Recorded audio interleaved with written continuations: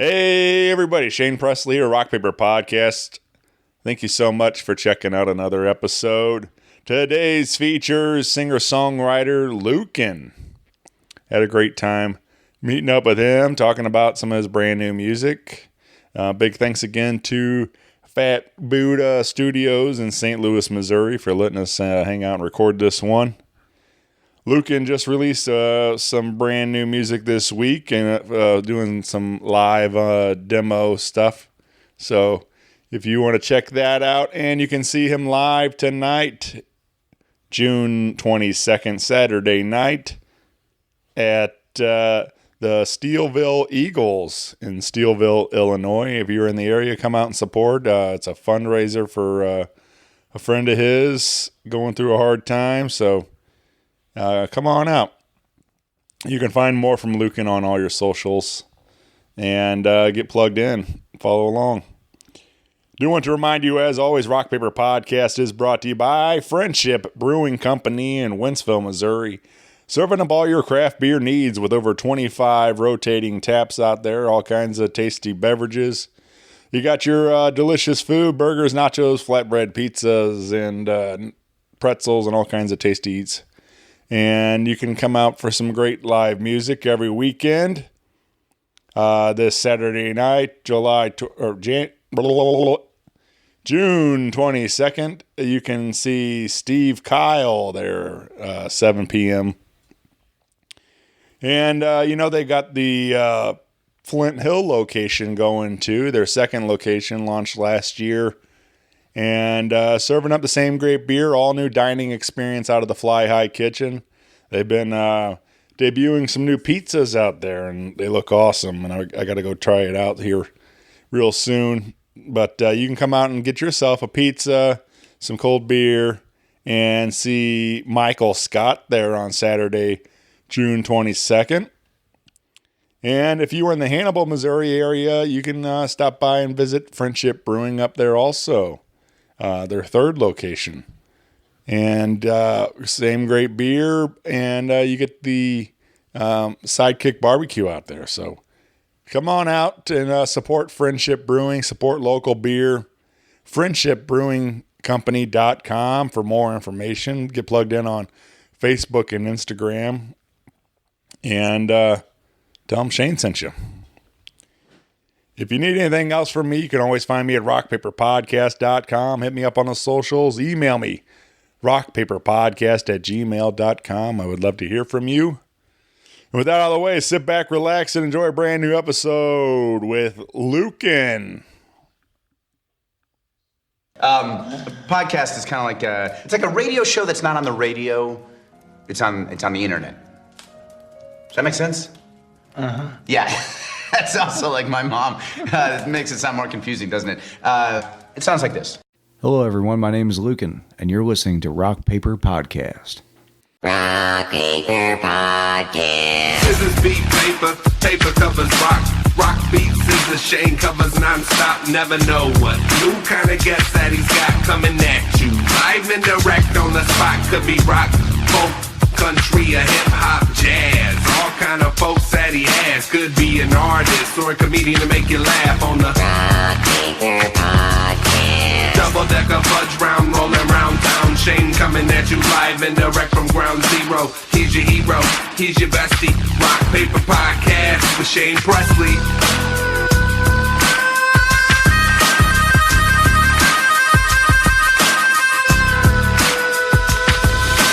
Rock Paper Podcast. Hey, everybody. Shane Presley here, Rock Paper Podcast, coming to you from St. Louis, Missouri. Hanging out today with Lukcan.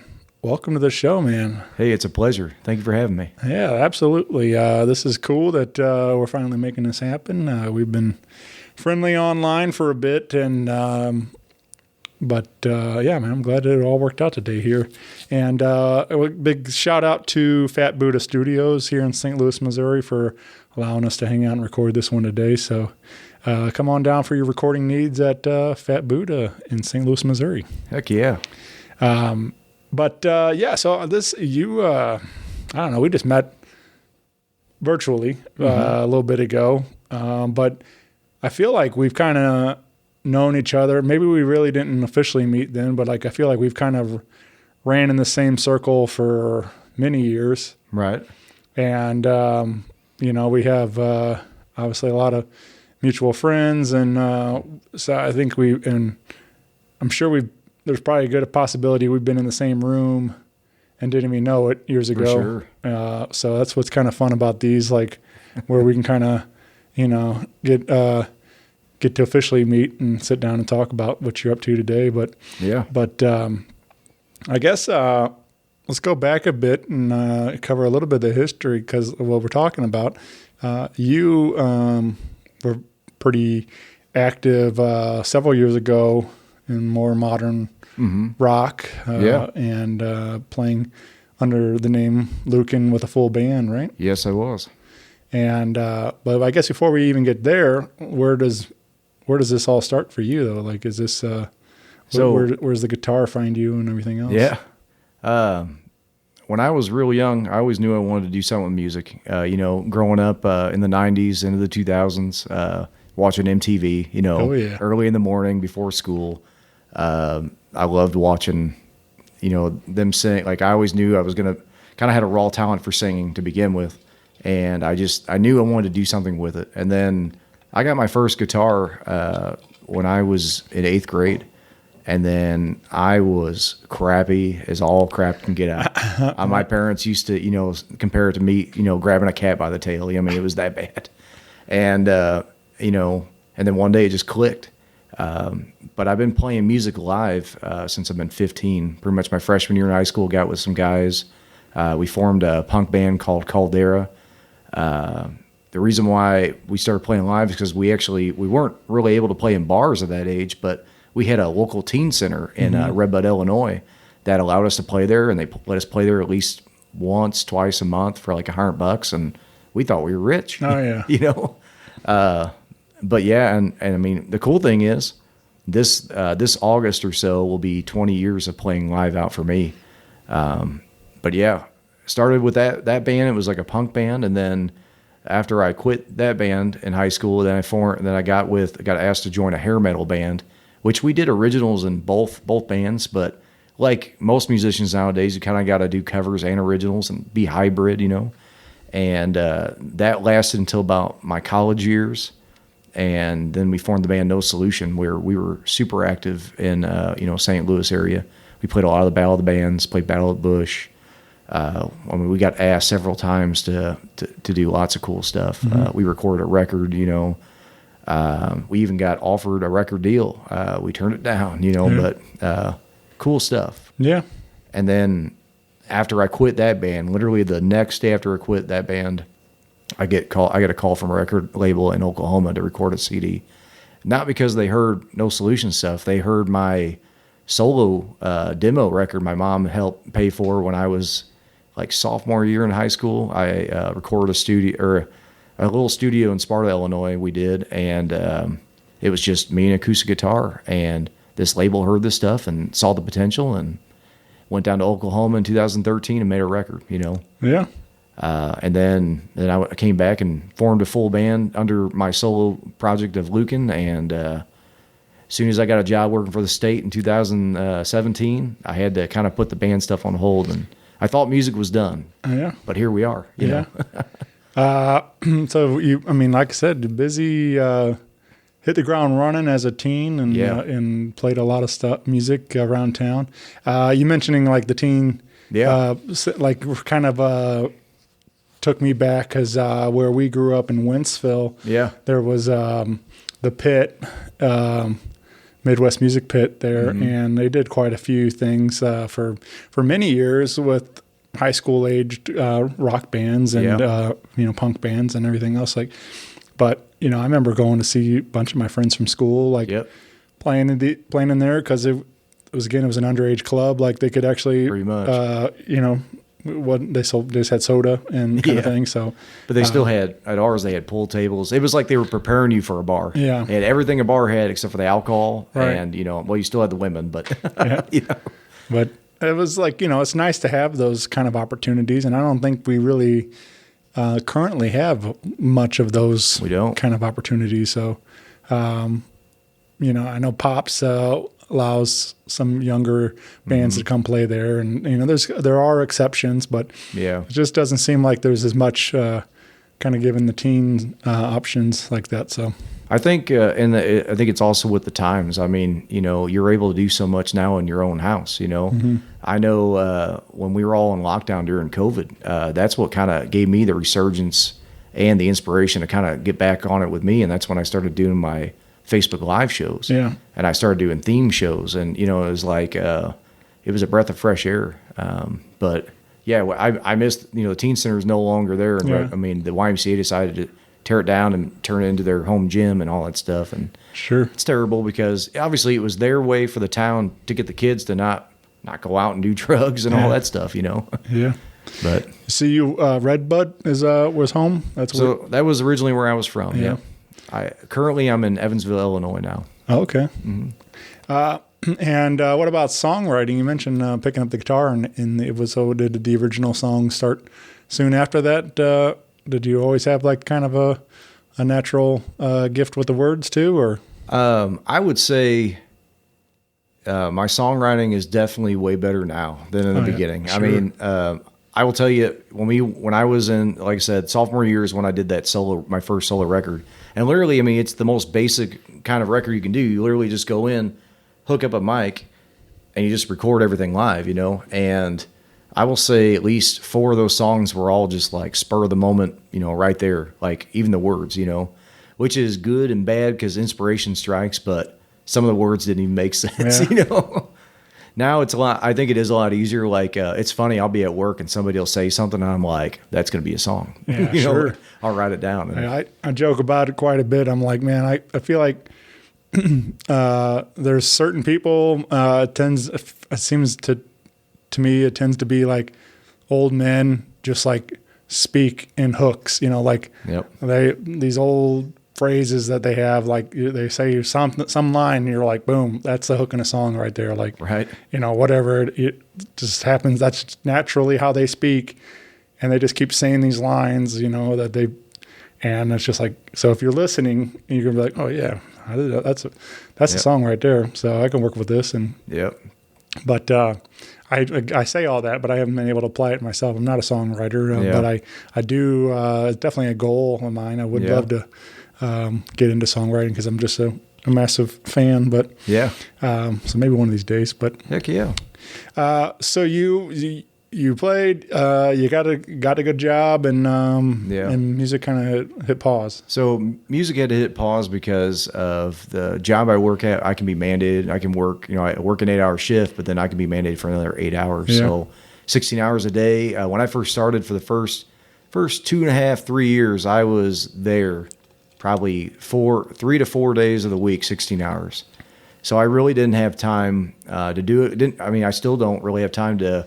I probably could put a band behind me again, but I've been doing it solo now. Like I started back up in the solo thing, and it's been a lot of fun. I mean, a lot of people don't like it, but the freedom, Sure. Well, so you didn't play at all for what? I think what I years? did, I think I might have played a show like here and there, but it was like maybe twice a year. You know, somebody would ask me, "Hey, would you want to play solo at this?" And and they were mostly solo gigs. Actually, I take that back. Our band did get back together and play at the Halo Bar, I think, after Seether played like the following year. Because literally one of the highlights of my career, we got to play at the Halo Bar after one of the big bands played, and everybody, once the show was over, they all come in there. But the last show I did before I pretty much paused the music was at the Halo Bar, and I didn't realize it was the last leg of Seether's tour. Here we are, second to last song on the set. We look out at the bar because the Halo Bar is not very big. There's Sean Morgan of Seether right at the bar. He comes up to us, bought us shots, and goes, "Do you mind if we play your stuff?" And I was like, "Heck yeah!" He literally got up there. I mean, I got videos on my YouTube of Sean and Dale, their bass player, and then the drummer from the opening act playing, and they did Nirvana covers. You know? It was sick. You got my banner in the background. Like, it was just, I've got a guitar at home I'll never sell because Sean Morgan played it, Yeah, that's cool. Especially like that they're not like, too big a rock stars. Like, they don't have the ego to prevent them from going and just having a good time in the bar with everybody else like that. So it's crazy though, because I think a year before I went to the Rockstar Energy tour, where I think Avenged Sevenfold was the headliner. They were there 3 days grace. And when we got there, they said if you paid $20 to buy their CD, which I already had it, but if you paid, you got to go up and let them sign it. Mm-hmm. I had a bad encounter with them there, and I kept thinking, like, man, don't meet your heroes. But then this made up for it because he was a whole different person. And everybody has bad days. Yeah. I mean, I think about that a lot too. Like, I'm fortunate enough to meet a lot of cool people, just as being a fan of music. And, I like having my CD signed and all that kind of stuff like that too. Same. And, some are better than others, but then you meet those that make up for the rest of it, obviously. But like, I do take into consideration, like, they're all human. They're all, we never know what they're going through any given day. Just like us, you find out some bad news, but the show goes on, it's like, you got to try to, keep your cool, but sometimes it just, it comes through in an attitude sometimes, but right. So I try to be forgiving, I try to understand that maybe they get sick of this stuff, but I like that.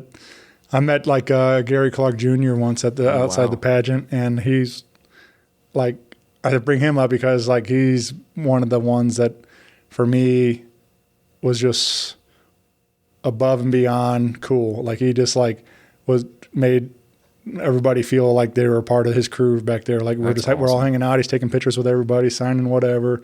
So I remember some girl was on her phone, and she's like, will you say hi to my sister or something like that? And he's like, yo, what's up? It's Gary Clark. It's like, and it's like, I just feel like that's like, going above and beyond. Like I said, it's like, I don't think many people would be like, I got all these other people out here I'm entertaining. Why do I want to talk to your sisters? It's not, so. I tell you what, us local guys that play the bar scene, like down in the sticks and everything, I deal with some pretty interesting cats. Nothing like, obviously the big stars, but these are your everyday guys that are buying those CDs and everything. Yeah. And I got asked one time, like there was a guy that was heckling me the whole show, and I just turned it into comedy. Sure. I wasn't mad at him or anything. And somebody asked me like, why didn't you just tell that guy to go? And it's like, it was great. He made my show entertaining. Yeah. Yeah. Sometimes you just got to use that to your advantage, For sure. So since, early this year or late last year, what was the kind of your return to writing and playing live again, and like other than the Seether show and stuff? So like I said, COVID, the lockdown and everything was really the start to me playing out live. And I was playing out live, but also experimenting, because where I play a lot of shows at, that obviously they want to hear covers, but I'll throw in originals. But right. I was really broadening my horizons on covers. Like I was putting in all kinds of music. It was the beginning of doing theme shows. 2 years ago, I started that at a local bar in Evansville. The owner took a chance on me, and I said, what do you think about let's do a show called 90s on the 9th, and we do nothing but 90s music. And then it was such a hit. The next year we did 80s on the 8th. Like I dressed up. We got pictures on my Facebook, right. Spandex, everything. And then this year we're doing 70s on the 7th of September, which I'm a big 90s fan, but 70s, man, so much good music. But really, with that being said, like broadening my horizons and making that catalog even bigger, like all these songs have given me inspiration. Like, wow, that's a really cool chord progression. What if I incorporated that into one of my, and I kind of did that with one chord progression on a bridge. I did a passing note from I think it was a G, and the passing note was an E, like into the next, progress. Like it was nuts. Yeah. But with that being said, really this year for the original stuff that hit big was my buddy Shane Cordovant that plays in, he's in Hombres. He's playing drums for Chris Chamness. He's been in a lot of bands. I met met Shane years ago when he was playing in Level D, you know. We actually opened up for those guys, but I'm trying not to get sidetracked. Shane messaged me and said, hey, there's a guy in Carbondale, Illinois that works at the university, and they're wanting to record as many local artists for the NPR Music Tiny Desk Contest. Would you want to do it? And I was like, yeah. So I called the guy up and got an appointment set up. I went up there and recorded one of my songs, got a video out of it. Heck of a great job. They have a heck of a film team down there. And even though, I mean, nobody in Carbondale won, but they wanted to do as many as they could to get their, spot on the map. And they sure did, because they got mentioned, I think at least one guy got featured on one of their, the NPR like website thing. Okay. So that really started it, because then I said, I need to release music. Mm-hmm. Even if I'm doing it, if I don't have a record label or a studio anymore doing this stuff, I have the means to do it myself. Yeah. Yeah, man. I think that's what's cool, kind of talking about that. Like, I mean, even this show, I had no idea what I was doing. We bought a mic and hit record and started trying to figure it out. And I think that's, kind of fun about being the songwriter and, kind of in this current technology, like you can, a lot of people can start doing pretty solid home recordings and, until you can get to the next level of where you can afford that big studio and stuff. But, at least get some solid demos and get an idea where do you want to do with these songs. And that's kind of what I'm doing with them. They're not really, they're decent. I think, they're on par with the whole, we're on that rave where people are doing that, the whole singer-songwriter thing, and we have the technology to make it sound good. Right. But hopefully my goal is somebody will listen to them and be like, we can take that song, let's enhance it, let's make it better, Well, let's talk about, so the first, you've been on a run of like monthly dropping new singles. And the first one, The Heart as a Mountain. So that was the first single I dropped. I really kind of hyped that one up the most, just because it was the first one coming out from me doing my own home studio stuff. And I even made, in the little goodie bag I gave you, there's a custom Lukcan. It says Heart as a Mountain in there. And, pretty much before that was even done, like after we did that shoot down in Carbondale for that video, like I paid a photographer, had got some professional photos done. And that was part of that package deal. Like he made that logo and everything for me. And shout out to Mr. Theron Smith. He great stuff.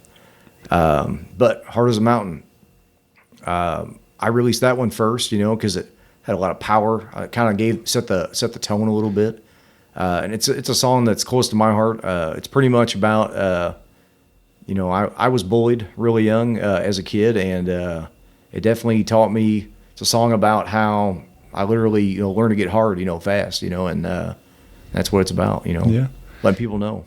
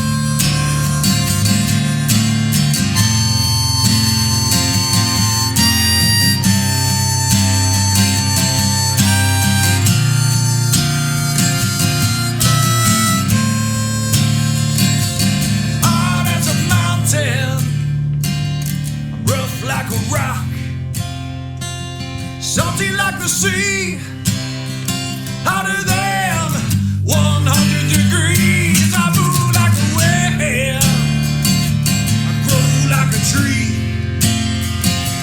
meaner than a disease. Blessed, I'm hard as a mountain. This one sounds good, man. I really enjoyed it.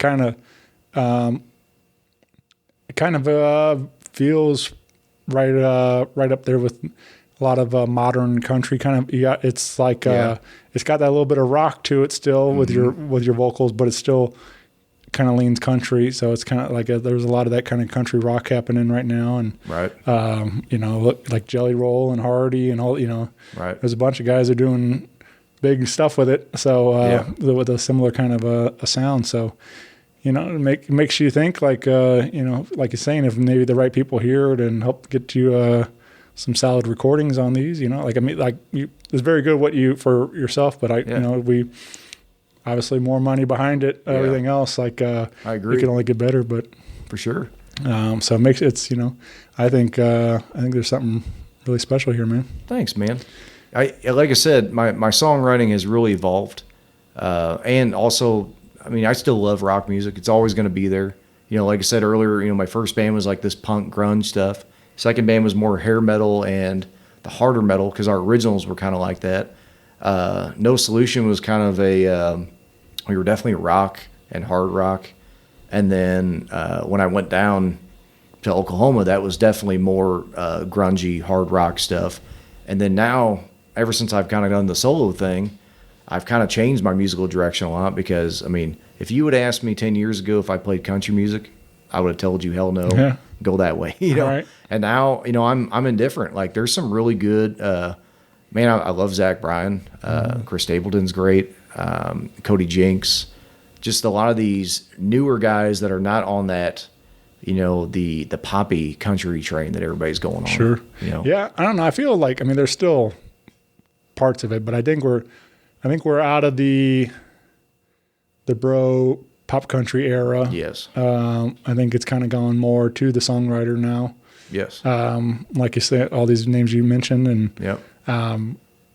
but I think it ran its course. I think people have moved on to some new sounds, and Thank God. and these guys are really, like I said, Zach Bryan's a superstar now and Heck yeah. doing huge numbers. And it's crazy. I knew when I started doing the solo thing, like I remember the very first time I did solo gigs when I was even in No Solution, and then going even into my, but when I was playing those shows, I was really big on analog sound. Like I wanted no pedals, I wanted nothing. And now when you come see me, I realized at that time it's like I needed something bigger to make my solo gigs bigger. And, obviously I needed reverb. I needed some kind of vocal, harmonizer. And then I realized I'm going to start playing harmonica. yeah, I am totally like a Bob Dylan at harmonica. yeah. I think you start muscle memory. You learn enough of these songs to play, and then you start adding things. So you can figure out, well, I can add harmonica here, or Yeah. get a little tambourine on your foot, or Yep. whatever. I Start do use one of them. Yeah, do that all kinds of little things. You start to keep adding until you become like the one man band kind of thing. So, but yeah. So Hard as a Mountain now available wherever you get your music at, and so check that out. So the next one is What Are You then, right? Yes, it and is. And then and this one, for me, immediately took me back to, like you said, the beginning of this the '90s. Yeah. MTV. I went to immediately thought of an Alice in Chains Unplugged set and stuff, so with the guitar chords and stuff. Yeah. It just felt real familiar and felt good, and but that's high praise, because that's like one of my absolute favorite things, that Alice in Chains Unplugged set. So It is definitely one of the best MTV Unplugged performances. Yeah. I'm with you. First time I was literally, just like every inspiration, I'm just doodling on a guitar one day, and let me think, especially now that I'm playing acoustic, I play around with my capo, and I do a lot of transposing. And so I was like, let's just put the capo on the 3rd fret and see what happens. And then all of a sudden just start playing an E chord, and this riff just came out of nowhere. But my favorite part of the song, the riff is great. I think it's the chorus chord. So when we go from we go into the suspended chord that's in there, like it's just, man, it gives me chills. Yeah. But you're right though. It's when I first heard it, I go, boy, I hope to God Alice in Chains doesn't sue me. Right. You know, they try to say it. I took a riff from them, you know. Yeah.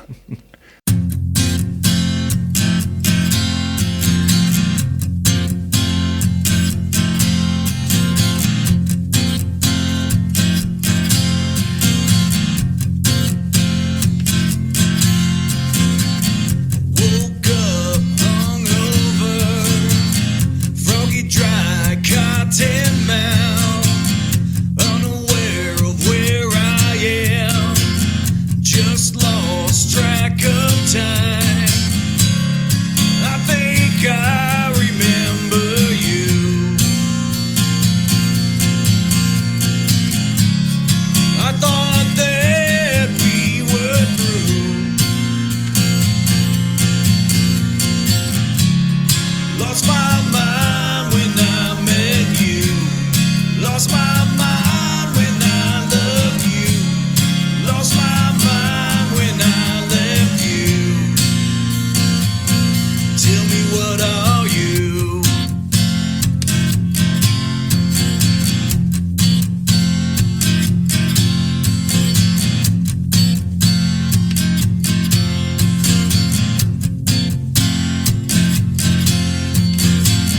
Lucid memories scabbed over my mind. It hurts deep inside. I recall that one time. I think I remember you. I thought that we were through. Lost my mind when I met you. Lost my mind when I loved you. Lost my mind when I left you. Tell me, what are you?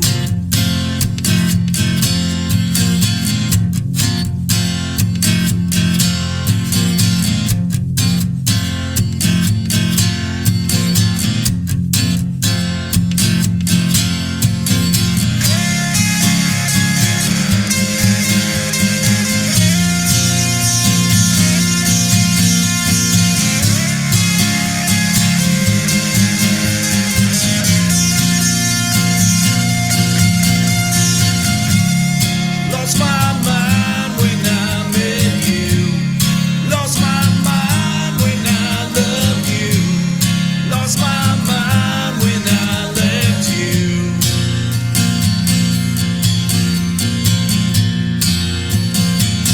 Tell me, what are you?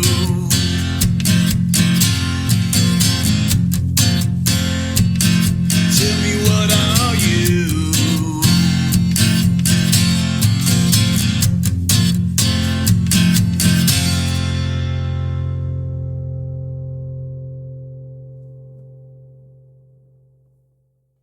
It is kind of funny though. Like, I mean, I know there was an example. Ed Sheeran had a song a little while back. I can't remember what song it was of his, but they said it was like too similar to, I think, Refugee or something from Tom Petty. Yeah. I think that was the example, or something. What, I don't know, whatever it was. Yeah. But I remember like the headlines type of thing about it, but they were saying that it was too close. There was like something in the guitar chords or whatever. And then they ended up putting Tom Petty as a writing credit on Ed Sheeran's record, and Tom Petty got a Grammy award after he passed. Wow. So it's like, it's so it's just kind of interesting. Like, they were like, hey, well, if you think it's that close to where where it sounds like Tom Petty, we'll give you we'll put his name on there. We don't care. So I think people need to realize too. I mean, that everybody knows the basic chords out there. The basic chord and progressions. They're going to be used over and over again. Especially if you've ever watched any interviews with AC/DC, they have flat out said they've used the same chord progressions on every record, just in different combination. But one of my favorite interviews I ever watched was with David Bowie's guitar player, where when they were writing Golden Years, like he had open chords, I guess, originally, and then they realized, well, that's the same as this song. So all they did was they changed the coloration or the configuration of the chords, and they came up with that riff, and it's a staple, you know what I mean? And that's kind of what I did with that song. Like I said, all right, an E chord's cool, but it's been done. What kind of riffage can we, give to it? And then there you go, Yeah. Yeah, that's a killer tune. Really enjoyed this one a lot. So thanks, man. And like I said, that kind of I like this type of music. I'm like I said, I'm real big on singer songwriters. So just you and an acoustic guitar, like it's it's right up my alley. So heck yeah, appreciate it. But yeah, you can find all things Lukcan on your socials: Facebook, YouTube, TikTok, Instagram. You got a link tree for easy access to all the things. So be sure to get plugged in on those. But so that's all you recorded. I mean, we have other stuff on the way, and we're going to talk more about. But we did do some live stuff today, which I thought was a lot of fun. This is always again, I'm a sucker for just some acoustic guitar stuff. So you busted out an oldie that we maybe haven't played in quite a while, and this is this appears on that 2014 record or 13? 13, yeah. 13? Yep. And which was just titled Lukcan. Yep. Or under the name Lukcan. Yeah. And this is a song called I Don't Care. Yeah. And this is, again, just you live here, acoustic today.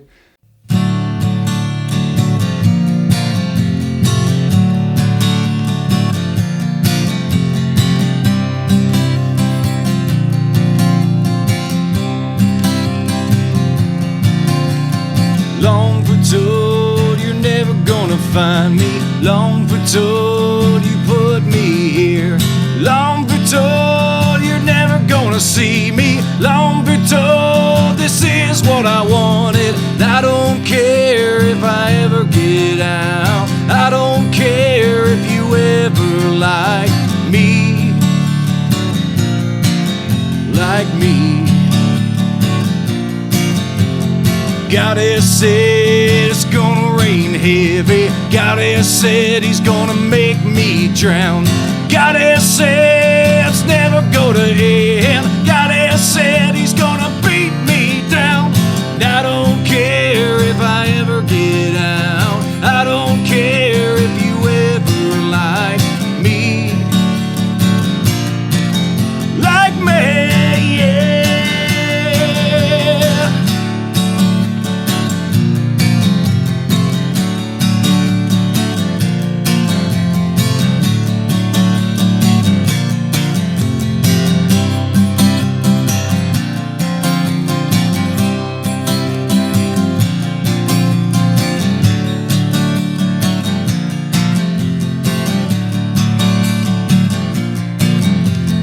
It's been a while since I saw you. It's been a while for you and me. It's been a while when I got angry. It's been a while since you loved me. And I don't care if I ever get out. I don't care if you ever like me.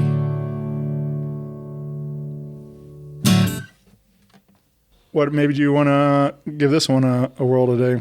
I wanted to highlight that even though I've got 3 new singles released right now, with what I'm doing now currently as a singer-songwriter, I was still a singer-songwriter when I did that record, but it was with full production. And I just, it's been, 2024. It's been 11 years, since the record's been released.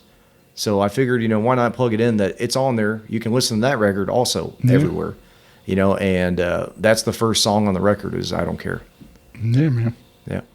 Well, you can come on out on June 22nd, and you might be able to hear that one live. Lukcan will be taking the stage in Steeleville, Illinois at, you said the Eagles? Steeleville Eagles? The Steeleville Eagles, June 22nd. That'll be, I take the stage at 8 o'clock and play till about 11.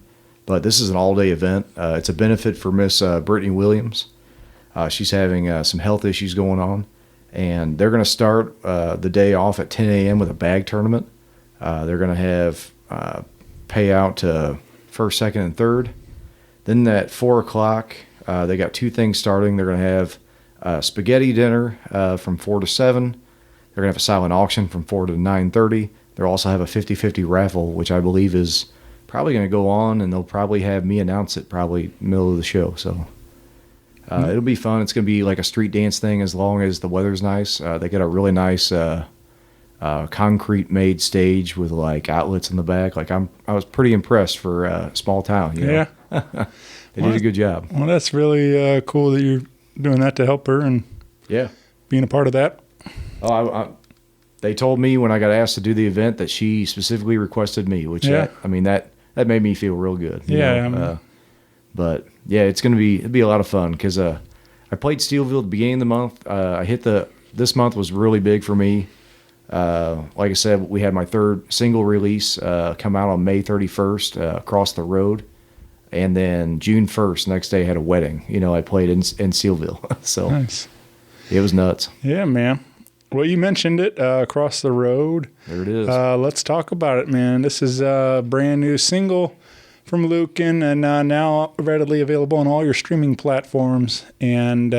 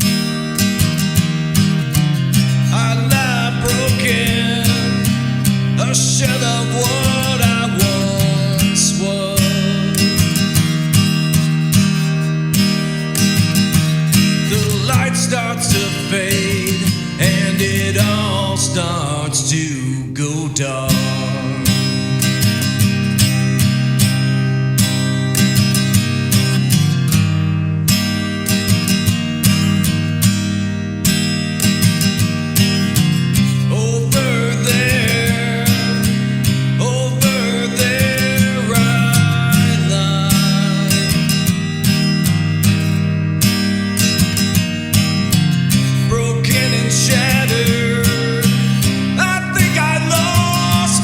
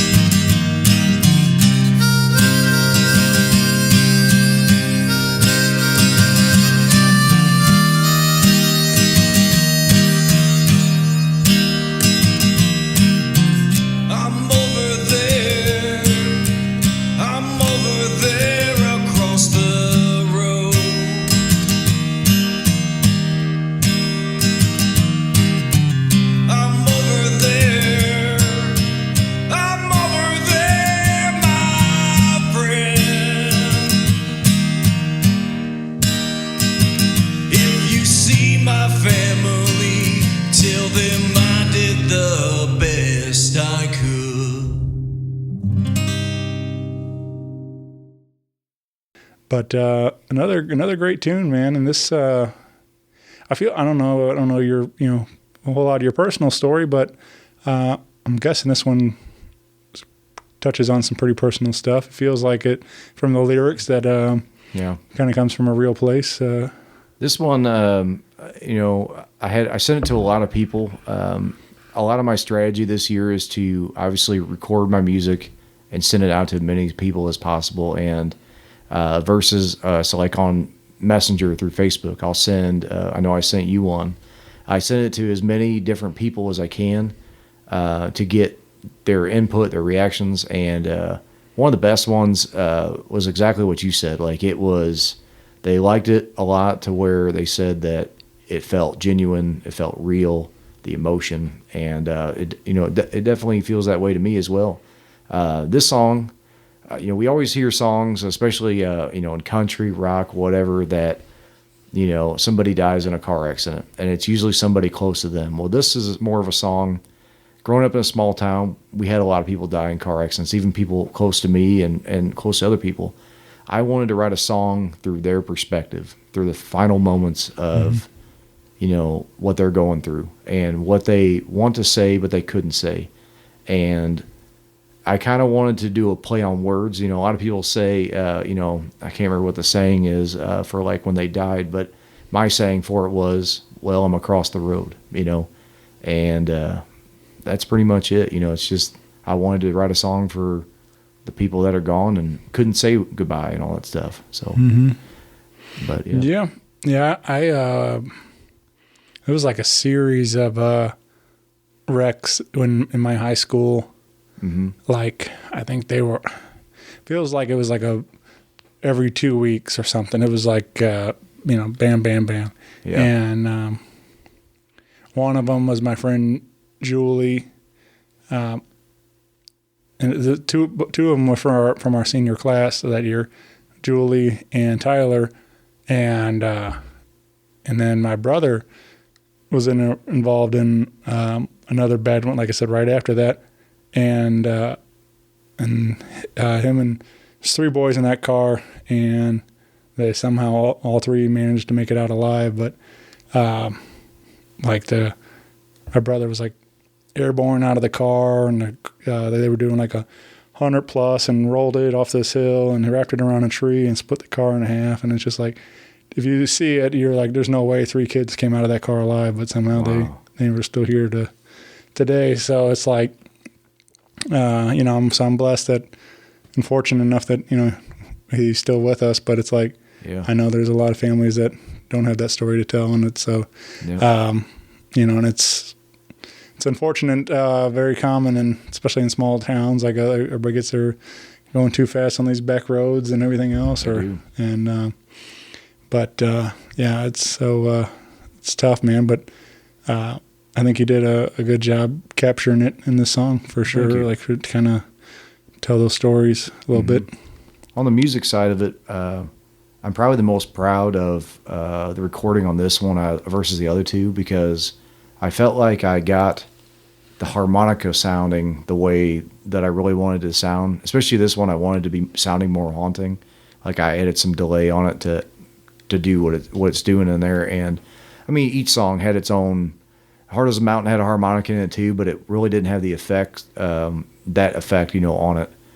I wanted Hard as a Mountain to be more raw anyways, more what you hear. Right. Yeah, man. Well, you again get plugged in on the your Spotify and Apple, wherever you're getting it, and you can follow along for more future releases. We got more new music on the way. Yeah. Maybe July. Keep an eye out. I think I have the actual date. Yeah. Let me look real quick. The beauty of smartphone technology. All right. I believe that next one is going to drop. Let's see. I think July 12th. All right. And that single is actually going to be the song that I did for the Tiny Desk contest. Yeah. That'll be my song, Walk With Me. And this one is different in a way to the other three because this one will feature myself doing cajon and bass on it as well, in addition to the guitar, harmonica, and vocals. But it's going to be my home studio demo version of the song, and hopefully people will like it. Yeah. So. Yeah, man. Yeah, that's definitely a good tune, and I'm excited to hear the new take on it and the updated version. I got some questions I've been having fun asking, and get your take on these, Lukcan. And all right, kind of a goofy one, I think. But is there something you think you could get into the Guinness Book of World Records for? Probably overthinking and just being. I get told by one of my close peers that I work with. He's very knowledgeable of music and all, but he always tells me that he jokes that I'm a perfectionist about a lot of stuff. Hello, is it me you're looking for? Did we mention that we're in an actual recording studio? Phone lines are lighting up. Heck yeah. Call in with your request. There it is. Yeah. But yeah, I know he's just joking about it, but he's right. Like I think every musician has a standard, what they set, and it's not that I'm a perfectionist. It's just like what you want and what you're wanting to be, and you have a standard or expectation, Yeah, I mean, I think I think that's the case with a lot of most creatives. I think you're going to be your own worst critic. You're harder on yourself than anybody. Yep. And you want to, like you're saying, get to a level that maybe your skills aren't quite there where you want to be, or your recording technology or whatever, all the things. We all have these dreams and what do we want to do, and that's also a moving goalpost. It's like, for sure. I mean, I think about that a lot too. Like, say the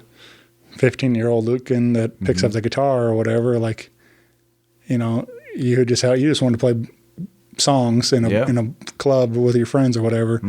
And to think about where you are today, like, you'd be so proud of that. For sure. You'd be like, wow, man, I really, I'm doing something. So I agree that that's, we just kind of got to keep evolving that. But I'm with you. At one point in time, and there's been a lot of milestones where I remember specifically, I used to have a real closed-minded way of thinking on like when it came to singing, like either you were born with it or not. And then one day I woke up and the guys I was playing with No Solution, they weren't backup singing at the time. And I decided one day, it's like I took when I was in college to be a music teacher, I was in choir and taking all that knowledge. And I said, if church ladies can sing in church, I said, you guys can sing. And we worked on it. And I mean, we're doing 3-part, 4-part harmony stuff with just a 4-piece band. I mean, and so it really opened up my eyes that, music is not a destination, it's a journey. And, I do believe that even though where I'm at now, I'm very proud of what's happened, but there's still more to come. Sure. It's never going to stop. Yeah, man. Absolutely. All right. What about a dream duet or collaboration? Is there a certain somebody you'd love to write with or record with or anything? Or? If it had to be a female, I wouldn't mind. It can be whatever. It's your dream. Locally, I think it'd be cool to sing a duet with Miss Miranda Berry. Yeah. I think that'd be cool as a get out. Just because, I mean, she's a rising star in her own, and I mean, she's very talented singer. Big fan of Miranda. Yeah. Shout out to Miranda. For sure. There's some other groups too. Like I said, I try to go out. I know when I first got back on the horse doing this, I made a point. I worked second shift at my job, and I would get home. I'd get back in town around 11 o'clock, and the bar would still have a band playing until about midnight. And I would try to stop in all the time just to listen to whoever's in there. And Billy Bob's Juke Joint, Evansville, Illinois. If you've never been there, you should. They support local music. They encourage you to play your originals. They're probably one of the only places, one of the few like small towns next to like Carbondale that supports local music. And they've got some killer acts, you know, that come in there. There's a guy named Matt Miller that comes in there and plays a lot. Like, I wouldn't mind singing and doing a song with him. Great dude, talented country musician, and just a all-around good guy too, you know. So nice. I'll have to check out Matt. Matt is all over. I believe he's located around Peoria, but he comes down and plays Billy Bob's at least 2, maybe 3 times a year. Cool. And he's got music out on Spotify as well. And Matt Miller, he's good. Nice. We mentioned some influences and bands that you're a fan of and stuff, but say you go to the concert, you're down in front row, and the band pulls you up on stage and says, "We want you to play a song with us." What would be the band and what would be the song you would love to perform with them? Man, that's tough. All right. And this is all just like, these are good questions. And what is that little Lukcan dreaming about? Like, what's the band that? When I first started, obviously, like a lot of young kids playing punk and grunge, I was a big Nirvana fan. So I mean, if Dave Grohl and I can't think of their bass player's name, if Chris was to ask me to get up there and sing with him, I'd be honored, and I would totally probably do Drain You. Yeah, you know, I'd probably play that. But man, I love Nirvana. I mean, I still love them. Great. It's kind of like their songwriting, the way that they write songs is kind of what I'm doing now. The formula of less is more, and it's such a killer formula because it works. You know, simplicity, especially the singer-songwriter stuff. You know. Did you? There was they just re-ran it. Steve, Steve? I can't think of his name now. He was the recorded Bleach. And the other guitar player. He was the engineer on the record. Oh. And I think it was Bleach. Yeah. But it was like the anniversary, and the recording engineer and Dave Grohl and Chris all sat down, and talked about that record for whatever 30th anniversary of it or something. Mm-hmm. And then that guy Steve just passed, and so like they reran the interview. It was on Conan O'Brien's podcast, Conan Needs a Friend. Yeah. And I don't know, I just thought it was really a fascinating interview, listening to them reflect on this record from... Dude, that record, I mean, as a grunge fan, great record. I mean, I think one of my favorite songs, I believe, Love Buzz was on that record, right? Had the bass riff, but still, killer record. Oh, no, sorry. It was In Utero. Oh, In Utero. Yeah. In Utero record. That's what, Steve Albini, that's his name. Okay. Yeah, 30th anniversary of In Utero. So, wow. Anyway, but I'll send you a link. Yeah, that'd be It's a fun listen. I appreciate that. Just speaking of Nirvana. They were, I mean, like I said, when I was little me growing up, I mean, Metallica and Nirvana were my two big influences. Sure. And then it just, now when you ask me, I don't know if one of your questions is what's my influences now, but I get asked all the time, and I was like, it changes every day. Just depends on what I'm listening to. Yeah, yeah. I think it's cool. Like I think I saw a video that Stranger Things came out, and they did the Master of Puppets, right? And I think that guy that played Eddie that did the guitar solo in the show, I think they actually pulled him up on stage to actually jam with the band. That's cool. I think that's what it was, and it was just cool that they totally embraced like this resurgence of Metallica fans. It was like, heck yeah. It was a whole new audience discovering Metallica. And what 30, 40 years later or whatever, almost or whatever. For sure. But it's cool that people are jumping on board now. Yeah. But all right. What about let's see if there's a Lukcan biopic? Who is there? Anybody ever tell you look like somebody? Would you like to see a certain actor to playing you in the movie version of a Lukcan story? Years ago, I dated a chick, and this is like end of probably 8th grade into freshman year of high school. Back when I had, I was still rocking more of like a crew cut. And then in high school, it's like my hair, I had a white man afro going on, and it was cool. I mean, but before that, let's see, Gladiator was out, and this chick I dated thought I looked like Russell Crowe, and I'm like, but that was her, not me. Sure. But no one's ever, I've really never thought about that, Trust me, I'd be honored if anybody would want to play me in a movie. Yeah. So it'd be, it's just fun to think about. These are all funny hypothetical things. And, heck yeah. All right. Being a 90s kid, what's your favorite Mario Kart character? Mario Kart. Do you have a... It would probably have to be... It'd probably have to be Donkey Kong. Yeah. For sure. That's a solid choice. Yeah. I mean, I don't know if you played the newest one for the Switch, but like there's so many characters now, and I find myself either playing him or Funky Kong, or my son, which is 7, he'll always be like, "Let's play," and when we do play, I'll pick some crazy characters on there, and it just changes sometimes. Yeah. What's that like? Being dad and with that, like, do you try to introduce him to your gaming do you still have any of the old systems or anything like that? Oh yeah. It's crazy because a while back, I've been trying to introduce him into music slowly. I don't want him to, but downstairs where I got all my music stuff in my house, I've got my PlayStation 2 hooked up, and one day I pulled out Guitar Hero. I was like, why don't you sit down and mess with this? Yeah. And so he'll sit there and play. Like, I know there for a while, he was jamming Woman by Wolfmother forever and Shout at the Devil. And it's just like, he loves sitting there just playing those songs. You know? So.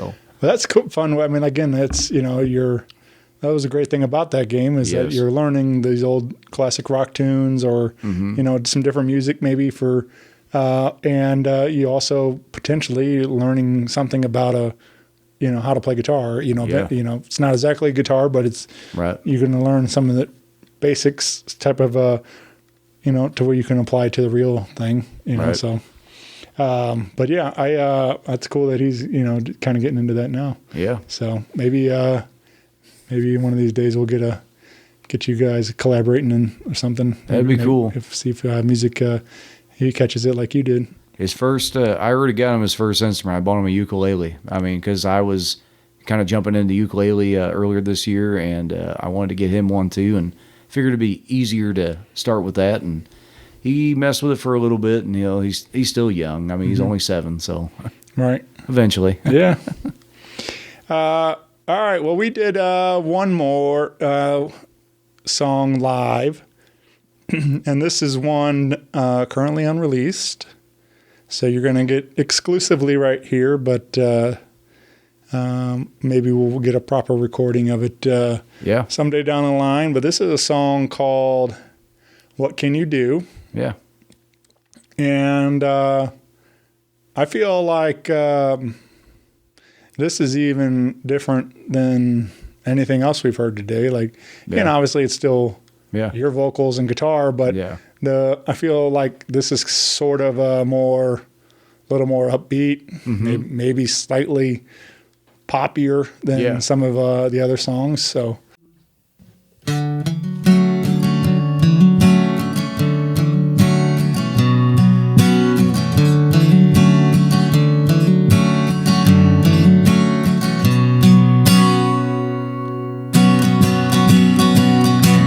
What can you do when you are through with everyone that you knew? It can't be true, all this bad news. You never thought it could happen to you. Oh, what can you do?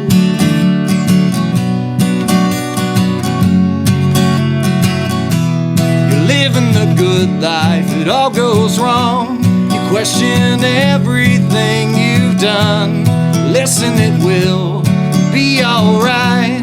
It's how things go, that's just life. Oh, what can you do when you are through with everyone that you knew?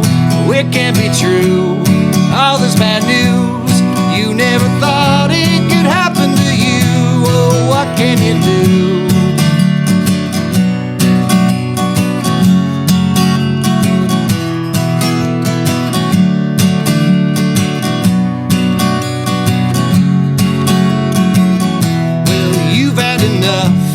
Enough of their stuff. They broke you down and it's been rough. It's really a pity it's come to this. Sorry just ain't good enough. Oh, what can you do when you are through with everyone that you knew? It can't be true, all this bad news. You never thought it could happen to you. Oh, what can you do?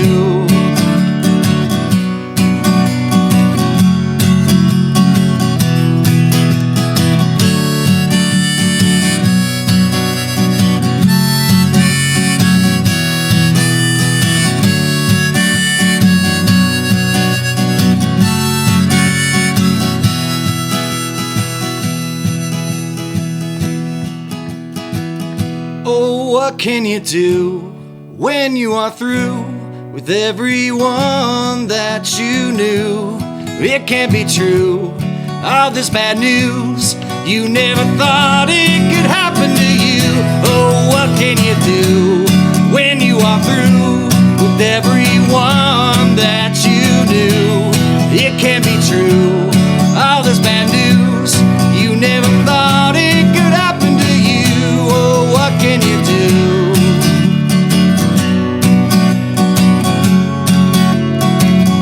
Oh, what can you do?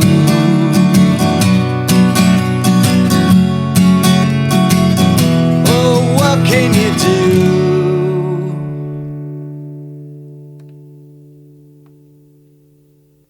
Let's see. When I first released or started playing out the song "Walk with Me," I had a lot of people compliment that the song is kind of in that middle tempo range where it's somber but yet, upbeat in a way, and it's, got that country vibe going on. But then I also started thinking, as a songwriter, I feel like I'd say majority of us out there, unless you're just writing nothing but happy songs, 90% of the time you're writing probably something that's, not so happy. And so I kind of forced myself. I don't know if you've seen a lot of my other goofy stuff I do on my socials, but I created an alter ego for myself like 2-3 years ago called Ricky Nasty. My drummer and I we didn't have a bass player at the time, and we were just playing, and we created this whole fake. I was like, let's create a band that no one's ever heard. We'll call ourselves famous, but nobody's ever heard us. The band's not even played out. We call ourselves Tabasco Bill. We're the hottest country band in Randolph County. I was Ricky Nasty. I had Wild Willie, the blind drummer, and then we had Buffalo Bill, our bass player. And I actually wrote music all for Ricky Nasty. And so on Spotify right now, if you look up Ricky Nasty, I have a song released by him as well called Welcome to the Rodeo, which I would like to invite everybody to go check it out because it's hokey, it's fun, it's goofy. And that was the start to the whole trying to be, I'd write these goofy songs, and then I realized this is a pretty good riff. I shouldn't really use it as a goofy song. I should probably take it. And this one, though, just kind of like the other song, What Are You? It started out as you heard in the beginning of it, it's just a bunch of, the intro was just kind of like some notes. I was like, this sounds cool. Let's add this in the beginning, something different, to the songwriting element. But yeah, and it's got a pretty good message. I mean, it's pretty much, I'm one of them kind of people where, if you can change something, change it. But I've also come to realize, come to terms that sometimes it is what it is, and what can you do? Right. And that's kind of the basis of it. Yeah, man. You ever get into Wheeler Walker? Yes. Yeah. Dude, I cover quite a bit by him, and but that's kind of his. I think people are aware, but also I don't think as many people are fully aware. Yeah. That he's a comedian, Right. Ben Hoffman, and he did this character on a show, and then it became his entire persona. Yeah. Like he is Wheeler Walker now. That's awesome. He totally ran with it, and now he makes these incredible records with Dave Cobb, and they sound fantastic and stuff, and it's all these just filthy songs, and but anyway, it's just that kind of thing. It's like he found something, an alter ego type of character like that, and ran with it, and it worked, and so. And I was doing, I was kind of doing what you're like. I was going to make up a podcast type deal or something, and use him as like a host for like local stuff around us. But yeah, maybe we'll see some more Ricky Nasty. I do get a lot of people that and I'd make like 30 to 90 second clips of like I would use him as a like a hype man for my stuff. Like I'd jump on there. And people would always tell me, like, we know it's you. And I'm just kind of like, it's a joke. Sure. I mean, you do know it's me. But I would use Ricky Nasty. Like, I'd make fun of myself through him, you know. And it's just funny. Or I'd be like, Lukcan's sick tonight, so Ricky Nasty's going to play. Right. And do that. But I've kind of let Ricky, he's just, he's just there. But I get people all the time asking me, like, when are you going to do a video with him next? And, yeah. Well, again, get plugged in on all your social platforms, Spotify and Apple for all the music. Subscribe on YouTube for more video content. Like you're saying, you put a lot of covers up and different things. So there's always videos coming up and on the socials there. So, and please join us on June 22nd in Steeleville, Illinois for this benefit at the Eagles. Yeah. So hope to see you there. Yeah, come out for a good cause. Let's raise a bunch of money and help Brittany out. And but yeah, man, I really appreciate you doing this, Lukcan. I appreciate Phat Buddha letting us hang out and record. Yes, it's awesome. So thanks everybody for listening. Thank you. And let's do this again soon, man. Yeah, I appreciate you having me. Yeah. Thanks, buddy. You're welcome. Bye, everyone. See ya.